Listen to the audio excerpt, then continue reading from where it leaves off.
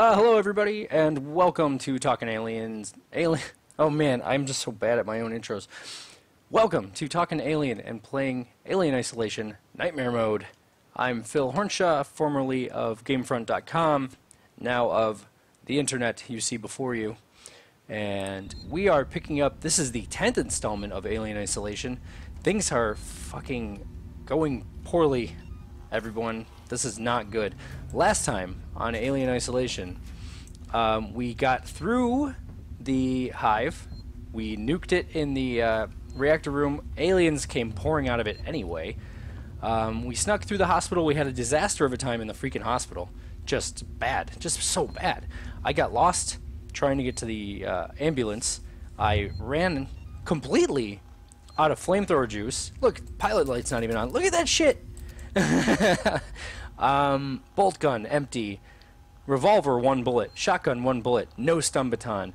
No pipe bombs. 2 remaining Molotovs. No flashbangs. No smoke bombs. I could make some.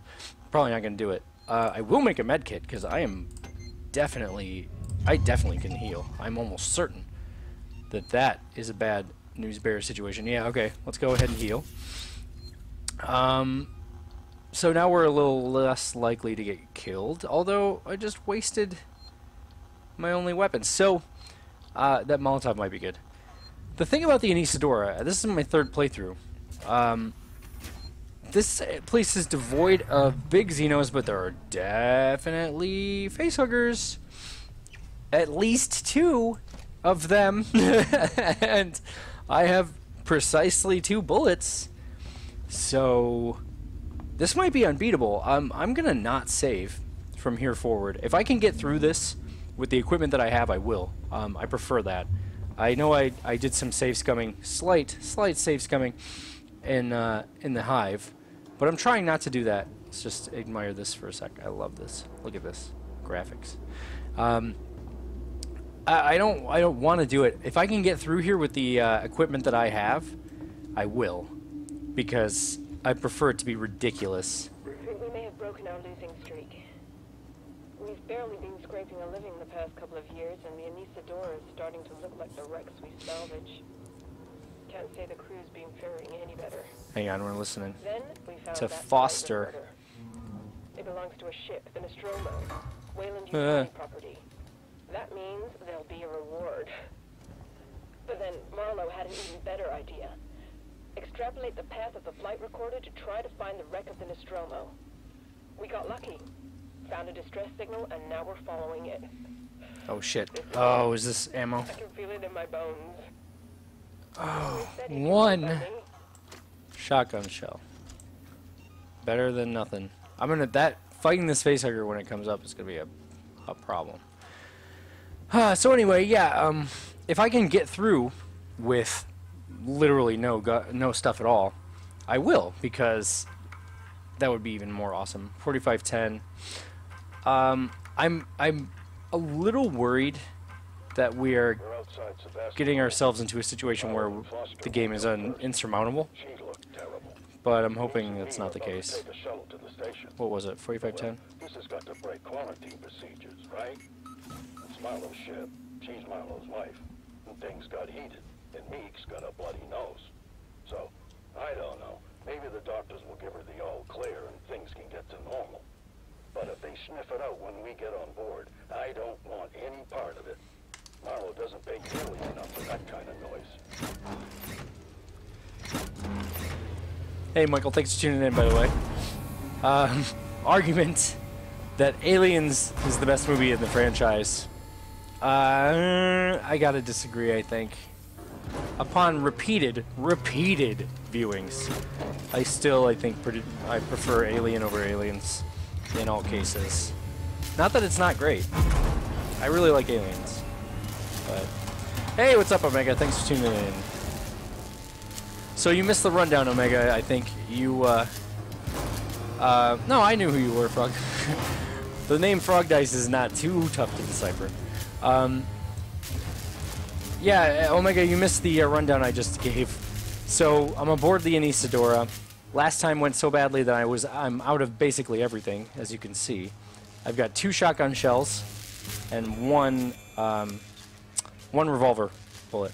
So hopefully I don't get killed by facehuggers, but it probably will.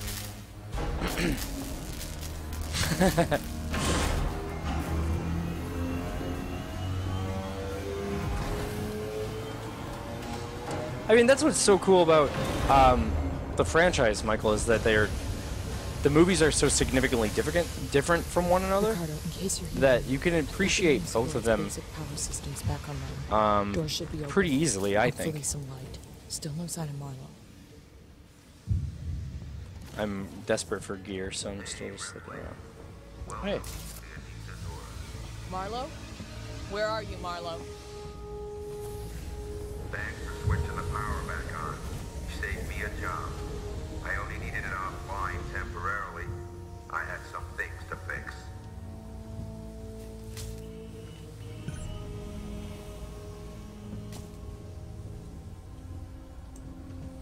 Sooner or later, something's gonna come streaking out of a pile of garbage.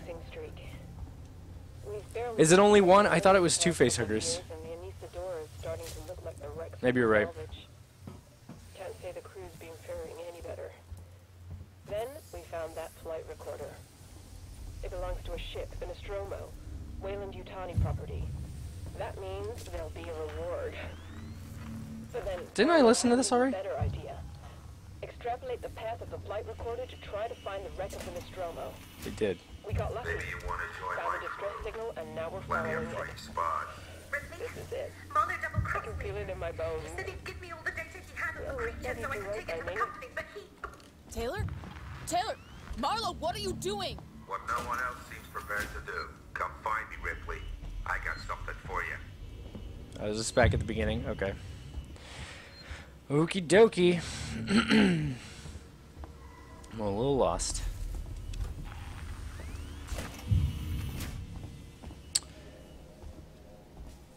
Yeah, Terminator 1 and 2 are a good comparison, Michael. Where the 2 movies are pretty significantly different from one another. Got him! First try. Shit, yeah. He leaves a big, gross puddle, huh? Oh, I was kind of hoping it would burn through the floor. I mean, that's graphically asking a lot, probably. It looks okay. It looks at least like it scored it. And then it goes away. Even in a next-gen game. Like I said, asking a kind of a lot to burn through the floor with acid blood.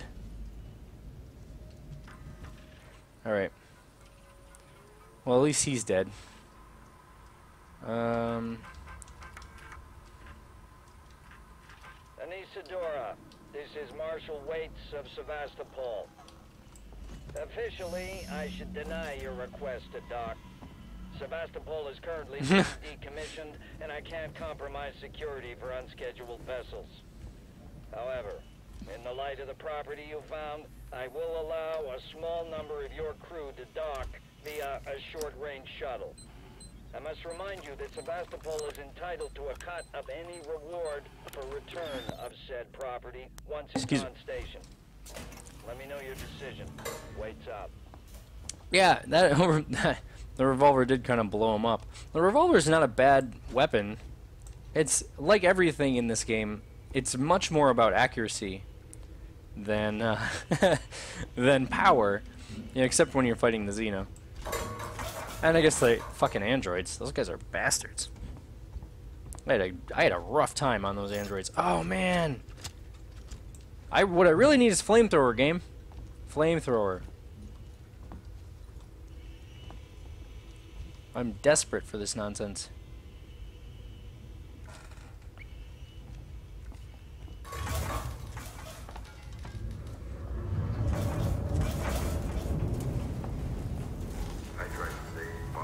Did I mention how cool the animation for the feet is? Look at that. Looks awesome. Stupid. You don't beat this thing, Ripley. You can. All you can do is refuse to engage.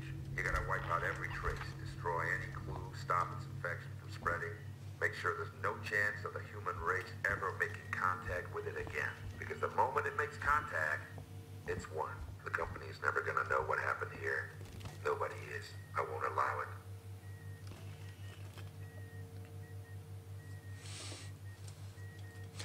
I mentioned yesterday the way I thought there could be some interesting stuff going on with the development of Amanda Ripley as a character based on this game and the way it portrays her character, especially in this scene. And fuck, that was frightening. Especially in this scene, you've got Marlowe, who is legitimately talking some sense here. I mean, it's not what anybody wants to hear, but he's like, look, I'm gonna blow it up. This is the only way to save folks. You know, he feels responsible for the situation. He's actually got more characterization than probably anybody else in the game with this moment. I'm gonna forego this save point because, like I said, if I can't come out of here successfully, I need to be able to dial back. I'm worried that I'm going to get back into the game and just have nothing and get wrecked. Anyway, Marlowe is a lot like Ripley in that he's willing to die for the benefit of other people because that's how shitty the aliens really are. Oh, here we go. And Amanda is not like that. You know? She's much more about survival. And she, you know, even in this moment. Hang on a second. Message. This is for my daughter. Hi, Amanda. I'm recording this for you, my sweetheart. And I hope you get to hear it one day. You see, I got into trouble. My ship, there was an accident, sweetheart, and we found an alien creature. It was very dangerous, and the only way we could stop it was to destroy the ship. I'm okay. I'm stuck on this lifeboat, long way out, but we had to destroy the ship. We had to destroy the Nostromo. We just couldn't risk bringing that thing home with us. I needed to protect you. Don't worry. Don't worry about me. I'm sure I'll see you very soon. I love you, sweetheart. See, I mean, even Ripley, Ellen Ripley, over time, you know, first she just wants to be a survivor, later she's an active destroyer of the aliens because they are that dangerous. And Marlowe here is the same thing. He even invokes Ripley in this discussion, whereas Amanda is like, no, I want to live. I don't care about those things. I don't care what people do with them, which is always an active concern for Ellen. Now you understand. Meanwhile, we got Marlowe, like, right now, gonna blow up the station. Overload the fusion reactor. That'll turn the reactor into a goddamn nuke. You'll destroy the ship and the station. It will annihilate every Excuse trace me. of that creature. Ripley, it's the only way. I can't let it live. And I'm not letting the company have it, or they'll just start the whole thing over again. Yep. I mean, he's right. Listen to me! We don't have to do this! Stop! Stop it, Marlowe! Marlowe, please. You heard what your mother did. She understood. If she was here, she'd be helping me. You think she would want company suits on the zip code of that creature? No one would know. There are still people alive on the station! Marlowe! Monsters not. She was my wife. I loved her. And I killed her.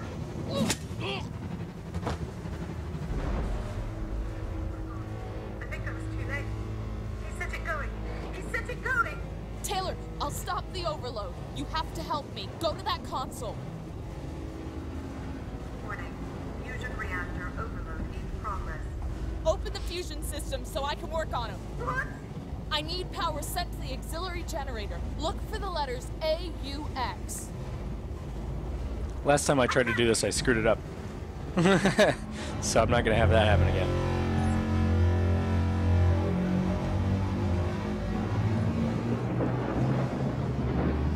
Ah, here we go.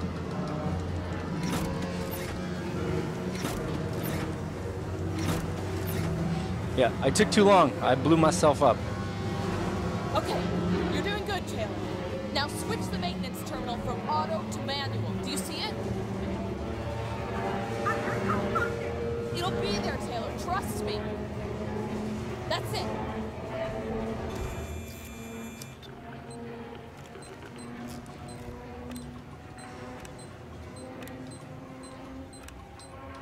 Boom. Hacked. Gotcha.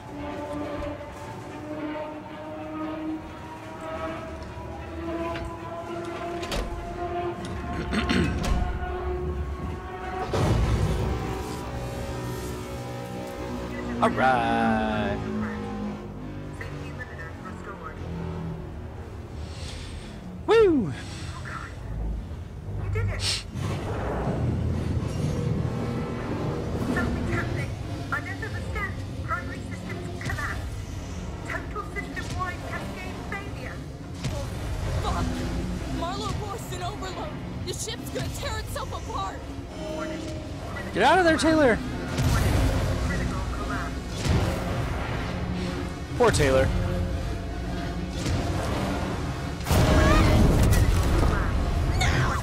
Critical collapse. Oh, that was a little late. All right, time to go.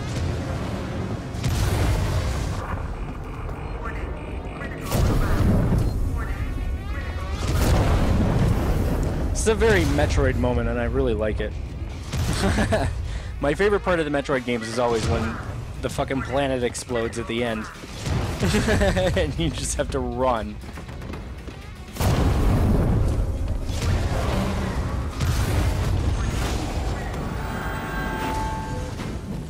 Whoa!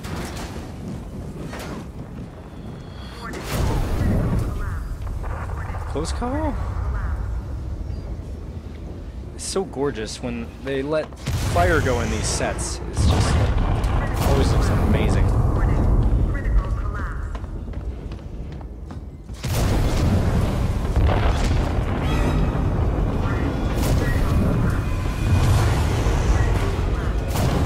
Ah!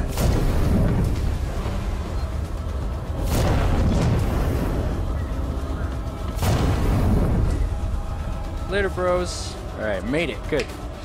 Anesidora down. I came out of it with 2 extra shotgun shells. That is probably not enough to survive. We'll see. I don't know. Anyway, all that to say, I got sidetracked for a minute. But all that to say, like we said the other day, Ricardo. Amanda's character development in Alien Isolation 2 will be very interesting, because I wonder if she'll...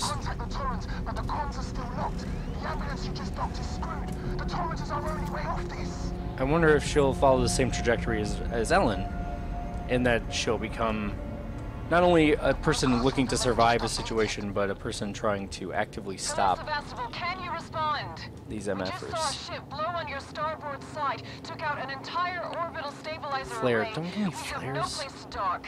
Please, tell us what's going on in there. We can take survivors. I'll leave this channel open. Torrens out.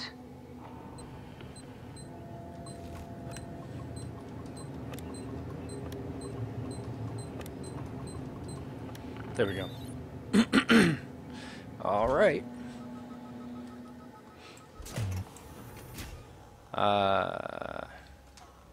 I think I found all of 2 charges for the stun baton all game, and I used them immediately. I actually fucked them up.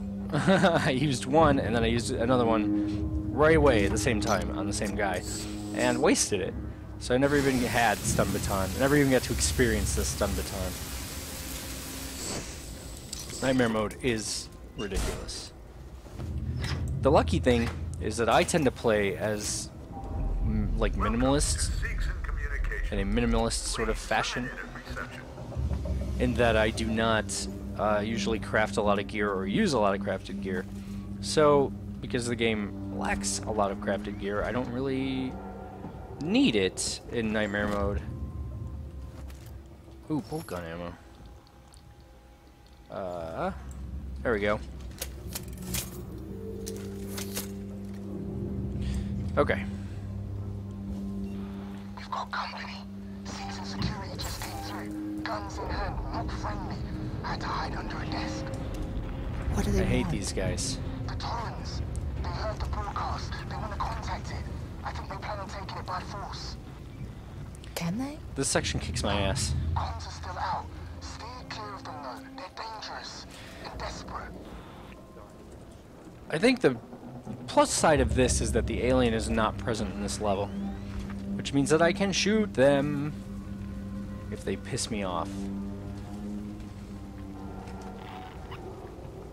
I could pop that open.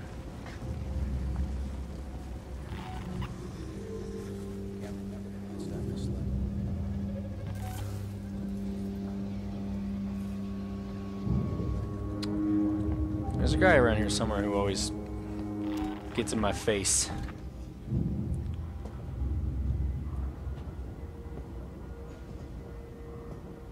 Just need to see the family again. He's right there. I'm gonna cut these open, sort of as a, because I will be back through here with an alien on my ass, I'm pretty sure. So, for the moment, I will take the time to cut these open. Hopefully that'll give me a little extra breathing room if I get into trouble later. And you know, it's always good to have places to retreat to in Alien Isolation.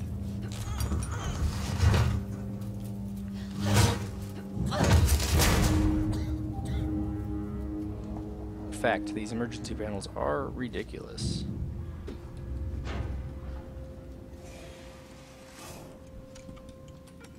This is the one that goes back there, so I'm going to go ahead and pop that open, because when you're inside them, you don't have to cut through them. But yeah, oh man, I keep losing my train of thought. In terms of Amanda Ripley, I would love to see... Journal entry 340. Oh hey. Right. Got to be quiet now. I found a small hideaway in the space flight terminal. Not exactly 5-star, but it's cozy enough. I filled a bag with essentials and picked up a few things on the way. Sorry, I keep getting into a discussion and then losing track of myself. People with guns on Sevastopol now, shooting at shadows. I mean, I have one myself, but I'm not fucking insane. At least, here it's secluded, and I'm close to the terminal. So if there is a chance of a ship arriving, nice. I'll get a front seat. Yeah, so Amanda... I would like to see Amanda go in a different direction than Ellen, is actually my overall point.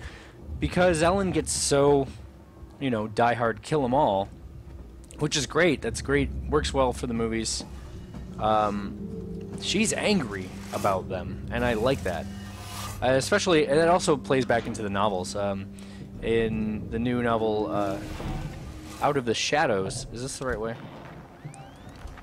The new Alien canon novel. A lot of it concerns Ellen's feelings. I think I've told you guys about this. Ellen's feelings about Amanda.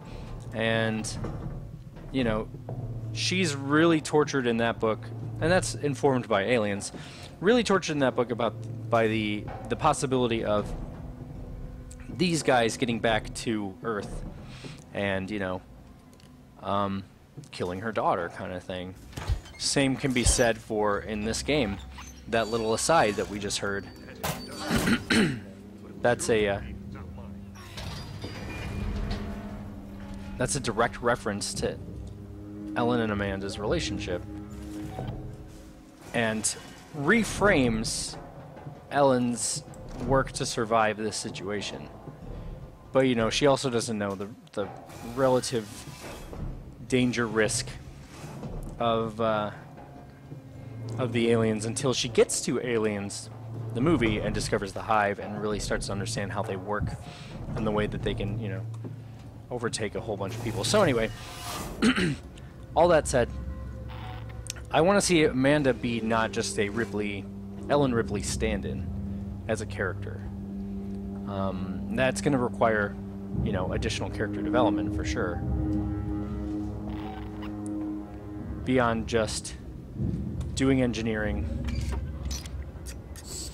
as I am now.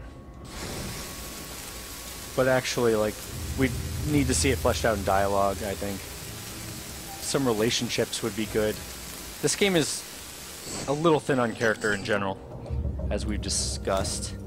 You know, I like Samuels. I really would have liked to have spent a lot more time with Samuels as a character. Humanize androids in general would have been a cool thing to do. I like Amanda's terse attitude a lot of the time. She's a survivor first and a talker second.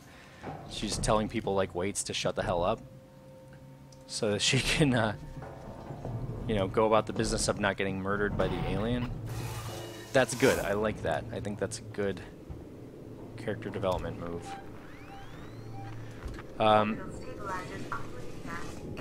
But of course, it'd be nice to see more at the end. That's all.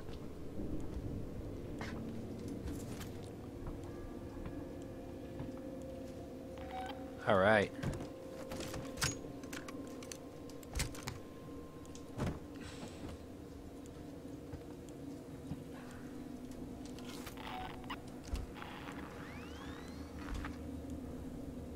He's down there, but I think I'm free.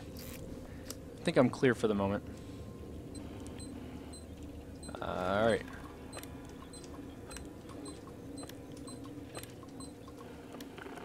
So, this is an interesting little moment. We can pop that dude out of Android storage and sick him on these dudes.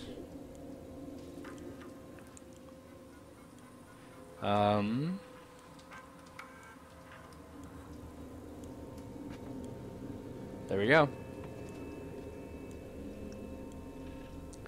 Now, the question is whether this is better or worse for the situation.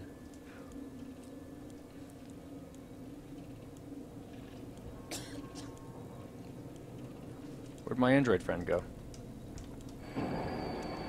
He's my robot friend. He went away. What a douche. Sounds like someone else is shooting at him.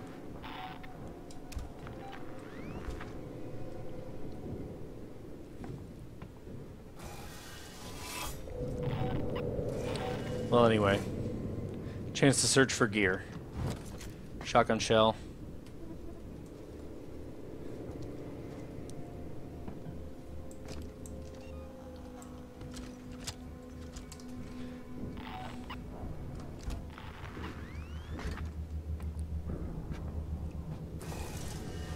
And I think I'll use that rewire kit over here and see what I can do with that thing.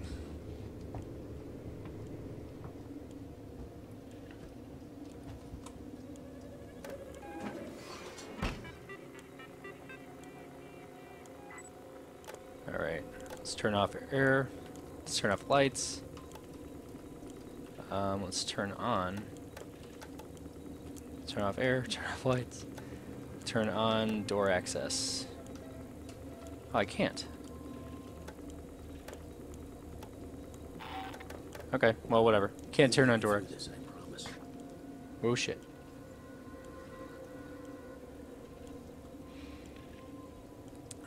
So I let that android out, and he was completely freaking worthless. I'm kind of annoyed.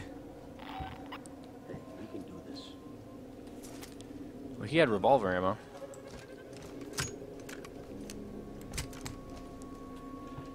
I love the reloading. So many things about this game. So many little great mechanical things about this game. Reloading one bullet at a time. You have to hold the R button down. It's not that big of a deal, but it's still a big deal in the moment.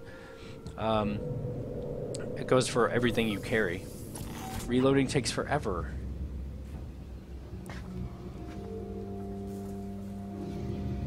Where did my android go? Did they kill him? They just grease him? Like immediately? Over there. Why not ask me about Sebastopol? Never mind, there he is.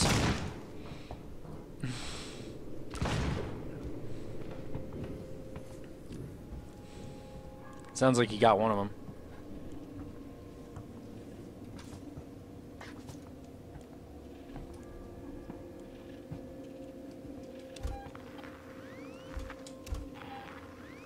Where'd he go after that? Oh, he's coming this way?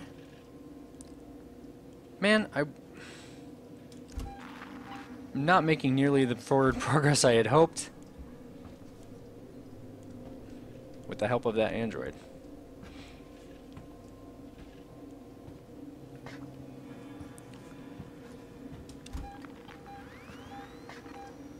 In fact, I'm vaguely concerned he's coming up behind me.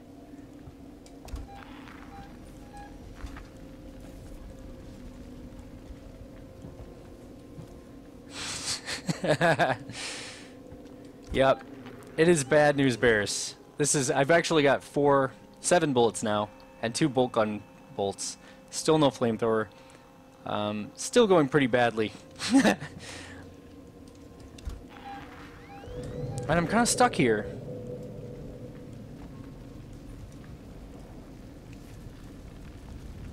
Alright, I think that guy left. Oh, I heard my android. Okay, okay, okay.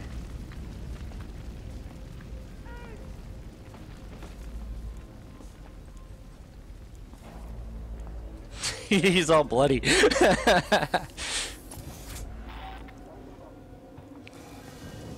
He's just on a murder rampage. What's going on, Ron? What's going on, escapist? How's it going? Oh, fuck. Yup.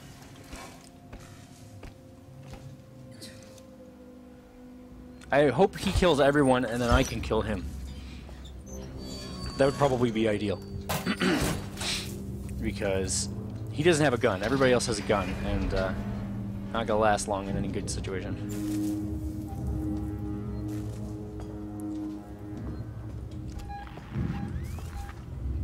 See ya, thanks! That was awesome.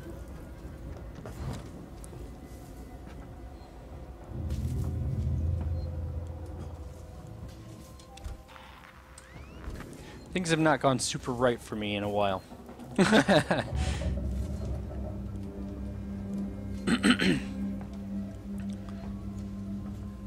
I'm really desperate for gear right now. He was still walking away, right?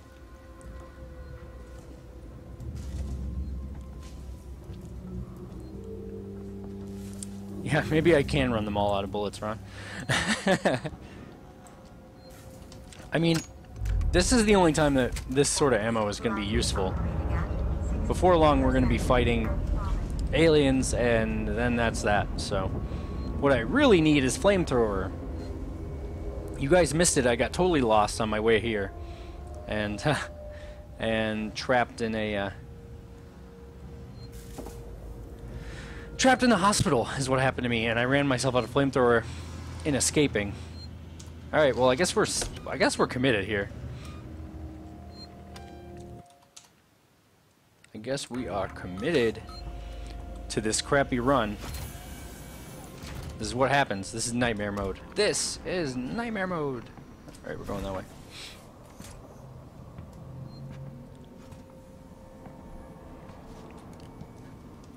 Okay. Yeah, I think we're clear on the alien right now, though. So I'm going to look around a little bit more, just because I'm super duper out of ammo. I think I may have gone the wrong way. This no map business in nightmare mode is just killer brutal.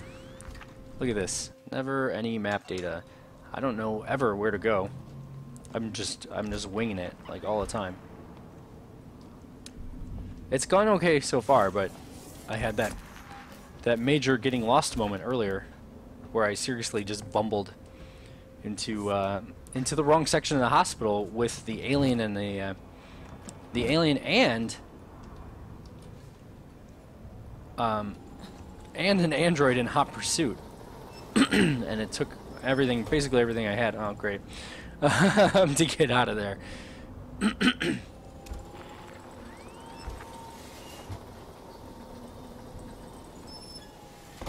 It's just a box. Aw. It's not even a box with stuff in it.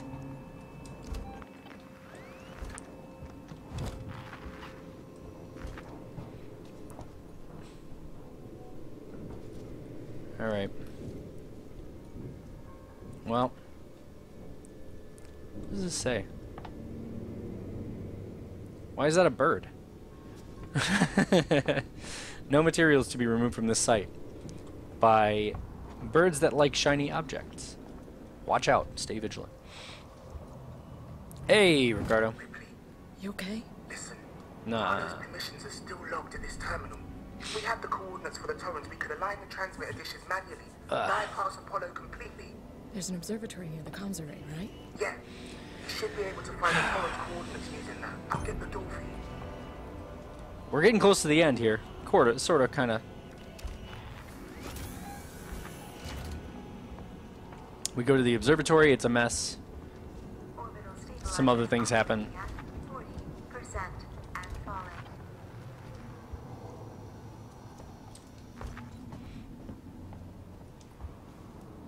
Anyway. Still good, still good. The flamethrower is key when we end up in habitation. But the way that the alien has been dealing with me throughout Nightmare Mode, I've noticed, is that when I would play hard mode, I always felt like if I dosed him with flamethrower, he would run, he would always leave, and he would take to the vent, but he would always come back and check that same spot. So I always felt like I had to haul ass away from that location. Now, what's different about this, it has felt this entire playthrough like that's not the case. He doesn't come back and immediately check the same place over again, even though that's where he saw you last, or at least to me.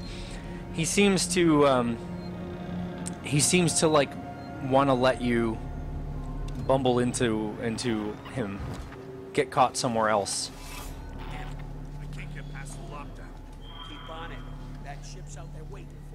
I mean, as you might expect, he wants to ambush people, not fight them.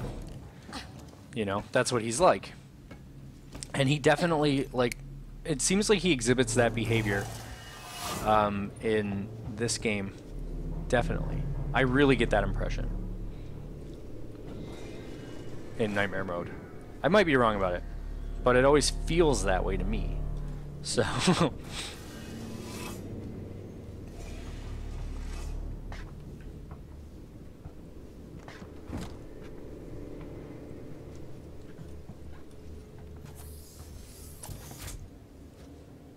Oh. Injectors. I always need injectors.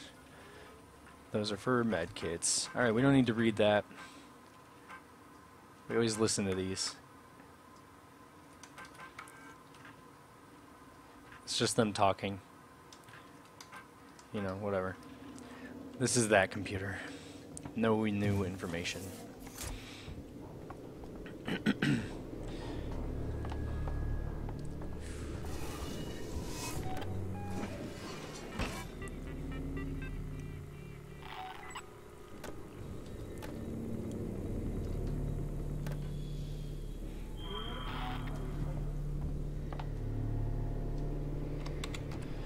Now we gotta go outside. Man, for real though, sets our direction. So cool. No dice. Alright. Heading back down.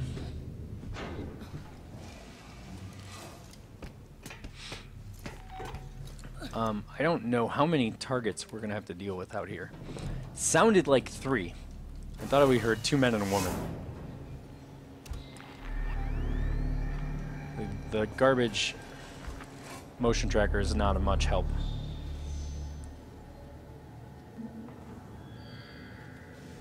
How did it end up like this? Oh, yep. There's no rescue coming, is there?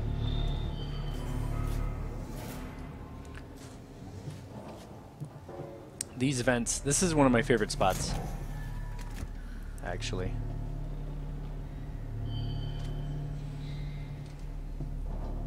Because the fighting through here is just nutso.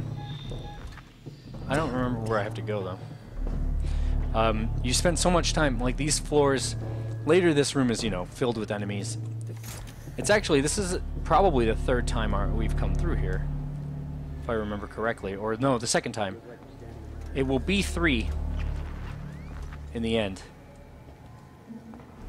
And every time you gotta like slip through those floors, and it's scary and amazing.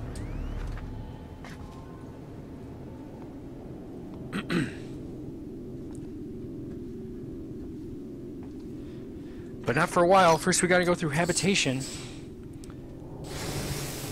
The toughest part of the whole game, habitation is, I think.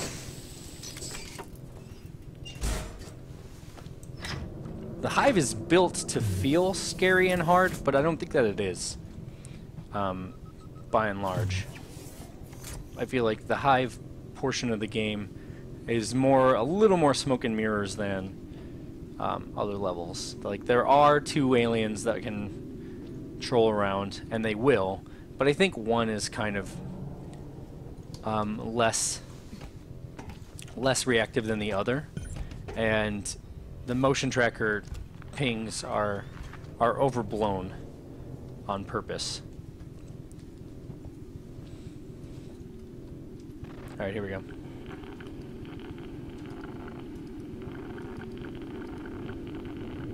I don't remember how this works.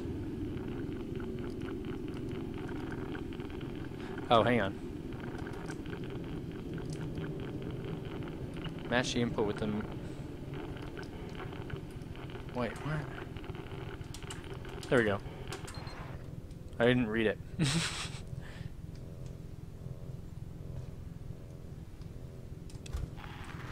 Yeah, a little bit, Ron. There's a scary alien, and then there's the goofy little brother alien. A little, kind of.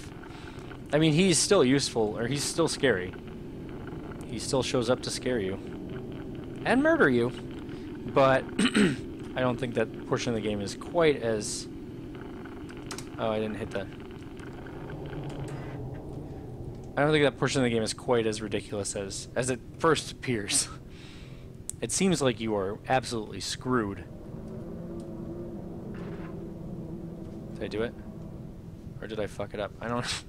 I remember this one.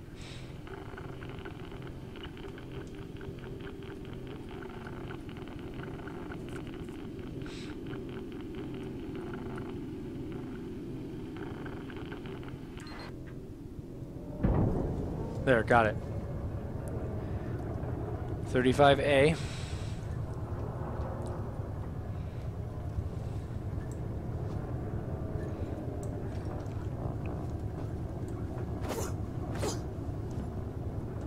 So what's left? We've got this section, then we have to go to habitation, which is the nightmare, then we come back, then we get grabbed, spoiler alert, and then we finish the game. So there's a while left. Hey, Pelagius, how's it going? Ricardo, I found them. 3575. Check. I'm going outside. Oh, man.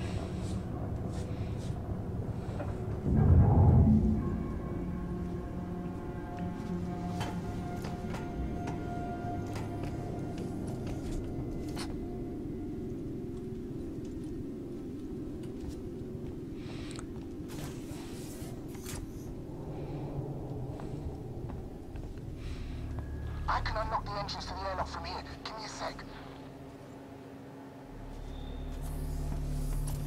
There, got it. All right.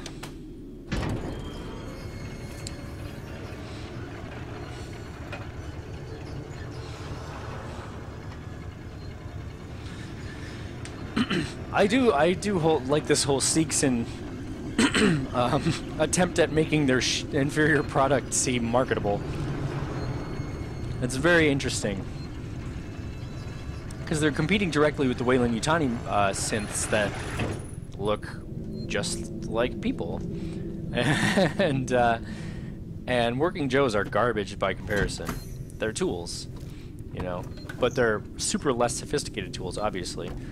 And so it's kind of it's kind of funny to see them being like trying to spin that pretty desperately in a different direction when they're competing against Wayland and Johnny and constantly failing against them. The company. Those guys are scary. They dominate everything. Then they go away. I think there's a deleted scene in Alien Resurrection that jokes that they were bought out by Walmart.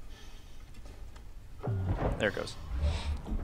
And then in Alien Sea of Sorrows,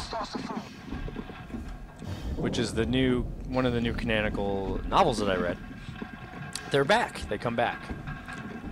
Big on terraforming. Anyway.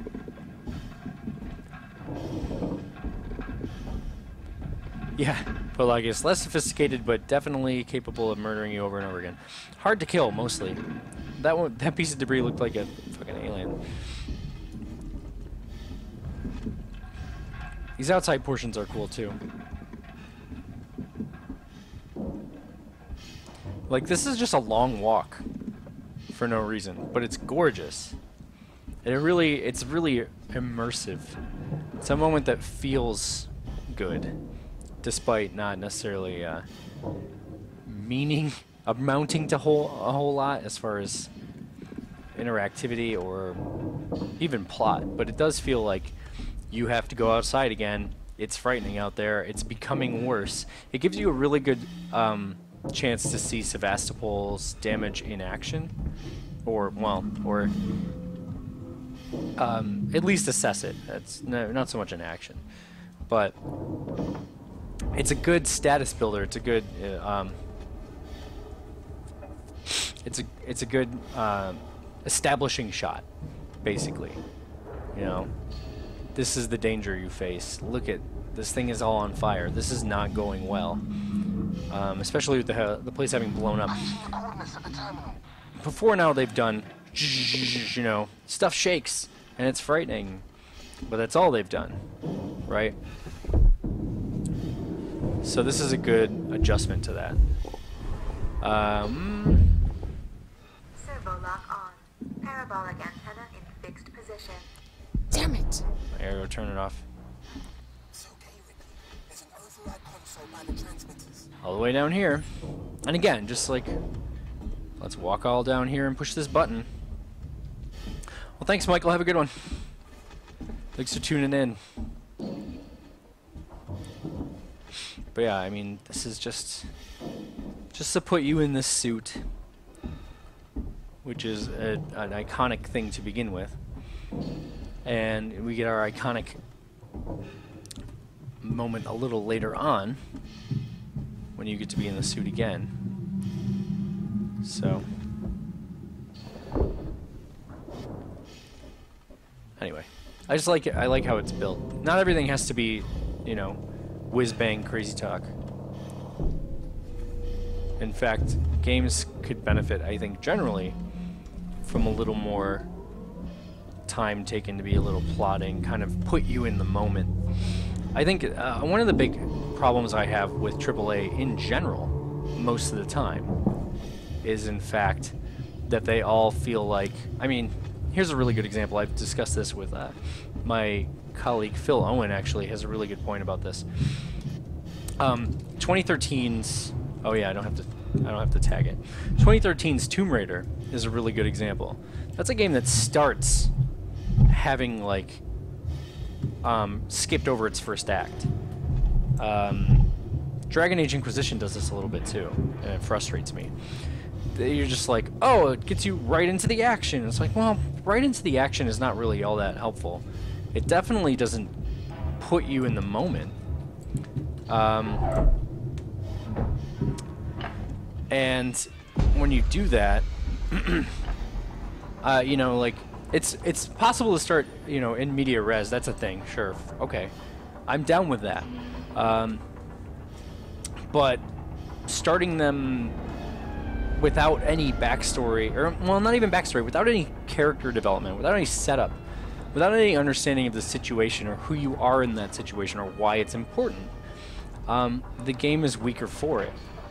You know, it's just like, bam, Tomb Raider, punch in the face. Now it's happening. You gotta run, and like the thing's exploding, and the thing's collapsing and you're all alone, and who's Lara Croft? And it's like, yeah, that's not an effective way to tell a story, and it's not an effective way, even if you're not a narrative game person, it's not an effective way to put you in a game world, right? It's a big waste of time to build a game world like that and then drop you in it in such a way that you don't feel like you're a part of it.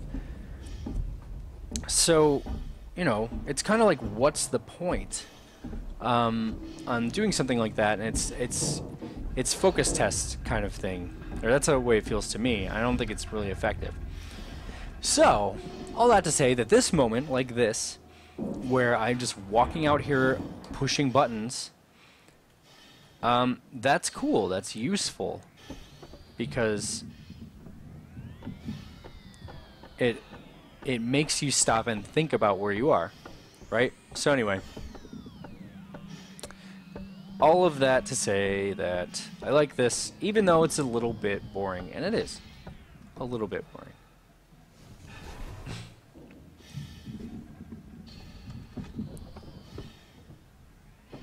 Anyway, that's all.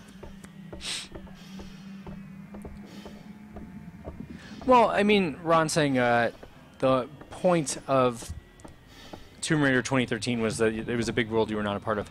That's true, but you were not part of Lara's world either, which is important. I mean, like, you're supposed to, it's the story of the survivor, and you're supposed to, like, feel something about this character and the way that she's built. But it's, you know, the way that she comes into this seminal moment in her life, the development of her trajectory from being a researcher, basically, to being a survivor, Tomb Raider hunter kind of person. Like, that's important. I'm not talking about the world. By world, I don't mean the actual physical location in which Lara finds herself. Like, that is an alien place. That is supposed to be an alien place. Torrance, this is Ripley on the station. You know, that's a different concern altogether. I'm saying it doesn't put you in the game world. It doesn't put you in the shoes of the character you're supposed to be in. It's deadly. We need urgent interaction. That's important. There's no time to explain. Please, Verlaine.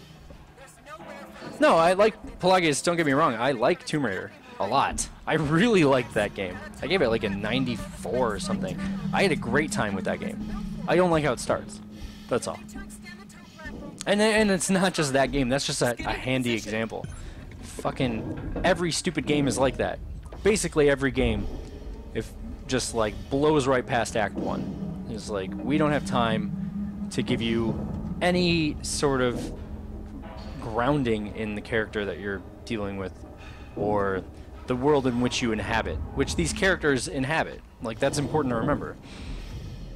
You know, they are a part of their world, even if they are adventuring through different places. You still get an Act 1 usually. I mean, it's an important storytelling tool that you don't get to just throw away just because you're doing interactivity or you're doing video games. The structure of the way stories are told is important to remember, not something to just toss. But I think that it's an indicative thing of the way AAA thinks that players feel about, that always looks like, look at him, that looks like an alien. I think it's indicative of the way AAA thinks about its players. And, I mean, you look at finish rates, for example. Finish rates are a really, really interesting thing. Very few people actually finish any of the games they play. If you look at a good example is the trophies on PlayStation give you a really good look all the time at the number of people who actually make it to the end of any given game. Because if you get it on, I think on the PlayStation dashboard, it'll tell you the percentage of people that have every trophy, and there's always, or almost always, a trophy for completing the game on any difficulty. And so you always get a sense of how many people actually bought that game, or played it anyway, and made it to the end. And it's never good, right? The percentages are always under 50. They're usually, I would say, under 30, and it might even be fair to go lower than that. I'm not willing to speculate too much because I don't have the data in front of me because I haven't looked at it in a while. But not a lot of people finish games. So the point of all that being, developers think they need to get you into the action right now because they gotta hold your attention. And the game doesn't even hold your attention to the end, right? Most people don't make it to the end. So, sitting around, dicking around with slow Act 1 that gives you a basis of what your character is or what's going on feels like potentially a big negative, because it'll take players out of it, doesn't get them directly into the fun, and they find themselves not wanting to continue. And people are, you know, game developers first and foremost, at least in AAA and at least as a business, want to keep. Whoa, there that goes. There he is. They want to keep discs in trays. Discs in trays are important. So that's my diatribe. To my mind, games do not always have to be fun. And if they want to be more than they are as a medium, people need to spend a little more time with them.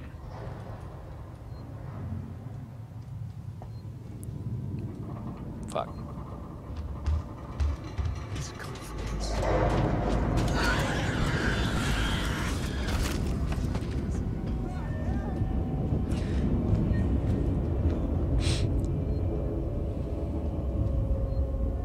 And we're not even talking about like completionism. I don't care about completionism, right? We're talking about just finishing the main content of the story of the game. I should probably call it, actually.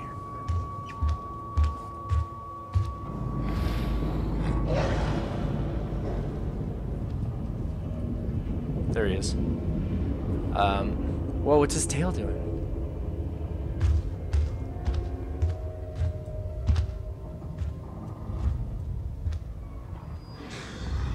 I'm gonna get to one more save point. Christ, you guys, I fucked this up, I fucked this up. Oh, it's okay. That was close. I thought he was coming right down those stairs to come murder me.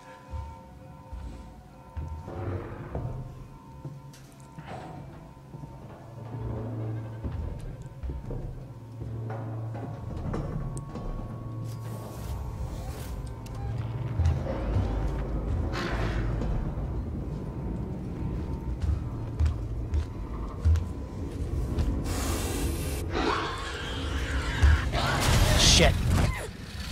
Alright, well.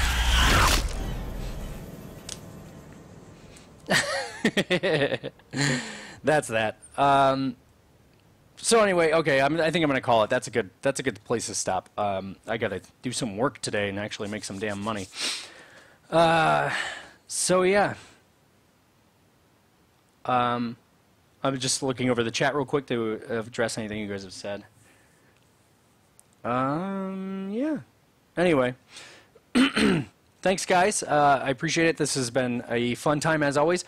I'm Phil Hornshaw. Again, to remind you, if you don't know, you can catch any of these Alien Isolation walkthrough videos on my YouTube channel at youtube.com/PhilHornshaw. Conversely, if you're watching on YouTube, catch me live on Twitch at twitch.tv/PhilHornshaw. You can also catch me on Twitter and talk to me about Alien or whatever. It doesn't have to be Alien. Might be kind of sick of talking about Alien pretty soon here. Been doing a lot of it. So if you want to hit me up on Twitter, at Phil Hornshaw. I also tweet about whenever I'm about to throw down a stream, which is roughly around 11 to noon-ish area Pacific Standard Time. Also catch my writing at hornshaw.com, and I think that's that. I think that's everything for today. So thanks, guys. Have a good one, and see you next time.